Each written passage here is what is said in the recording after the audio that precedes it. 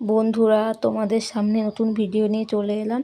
তার আগে তোমরা বলো, তোমরা সবাই কেমন আছো? আশা করি তোমরা সবাই খুবই ভালো আছো, আমিও মোটামুটি আছি। তো আজকে সকালবেলা ঘুম থেকে উঠে কিছু বাড়িতে কাজ করছিলাম।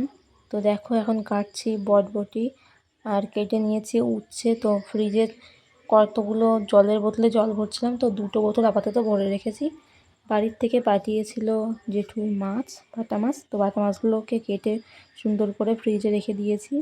তারপরে বাড়ি থেকে আগে নিয়ে এসেছিলাম আম, তাই আমটাকে ছুলে নিচ্ছি খাওয়ার জন্য। তারপর দেখলাম পড়ছে বৃষ্টি, তাই হাতে একটু জল নিয়ে ধরছিলাম।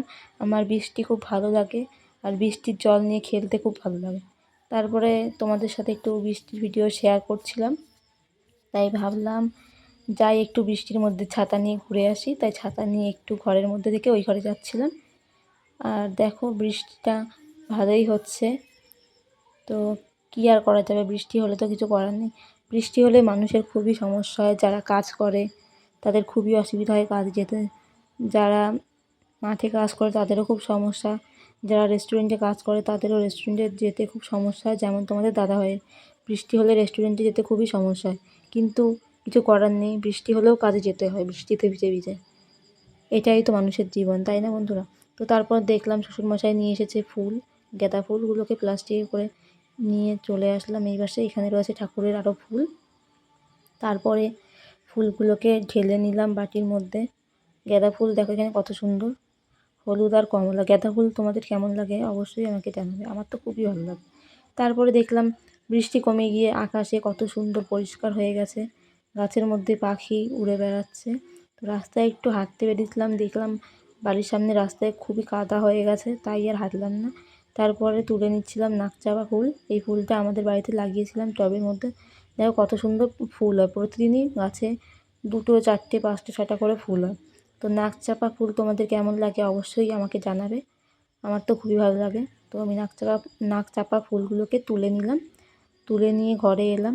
তো এখানে দেখো বাটির মধ্যে নাকচাপা ফুলগুলোকে রেখে দিলাম।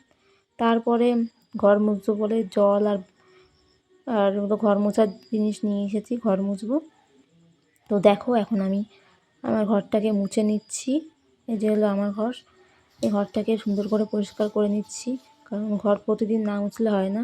ঘর যত পরিষ্কার করে রাখা হয় তত ঘরের সৌন্দর্য সুন্দর থাকে, আর এতে ঘরটা পরিষ্কার থাকলে মনটাও ভালো লাগে, ফ্রেশ থাকে। দেখো এই যে আমাদের ঠাকুর ঘর, তো আমি মুছে নেব ঠাকুর ঘর। ফার্স্টে কিন্তু আমি ঠাকুর ঘরে মুছেছি, কিন্তু ভিডিওটা দেওয়ার সময় আমি আমার ঘরটা আগে দিয়ে ফেললাম, তাই আর ভিডিওটা কাটলাম না। তো দেখো ঠাকুর ঘরটা আমি মুছছি, লাঠি দিয়ে ঠাকুর ঘর মুছে নিচ্ছি, কারণ আমি নিচু হয়ে ঘর মুছতে পারি না, কষ্ট হয়ে যায়। কারণ আগে কোনো দিন ঘর মুছিনি, যেহেতু আমাদের কাঁচা বাড়ি ছিল তার জন্য, তাই কোনো দিন মুছিনি, তাই পারি না। যাই হোক, তারপরে আমার ঘর মোছা হয়ে গেছিলো। তারপরে আমি রান্নাঘরে ফ্রিজ থেকে নিয়ে আসলাম কতগুলো বরফ। তো বরফ এনে আমি লাগাচ্ছি মুখে, কারণ আমার মুখে খুবই ঘামাচি হয়েছে, এত ঘামাচি হয়েছে গরমে খুবই চুলকায়, জ্বালা করে, তাই বরফ দিচ্ছিলাম তোয়ালে দিয়ে। তো দেখো আমি বরফটাকে দিয়ে নিচ্ছি যাতে মুখটা একটু ভালো লাগে, আরাম লাগে। দেখো, কেউ কিন্তু তোমরা বরফ এমনি এমনি মুখে লাগাবে না, সবসময় কিছু একটা দিয়ে তারপরে বরফ লাগাবে, এতে ভালো হয়। আর বরফ লাগানো এমনিও মুখের জন্য খুবই ভালো, তাই আমি বরফটাকে সুন্দর করে লাগিয়ে নিচ্ছি মুখে।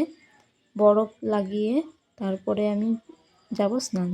তো বরফটাকে সুন্দর করে লাগাচ্ছি। দেখো এখানে মুখে ভালো করে লাগিয়ে নিলাম।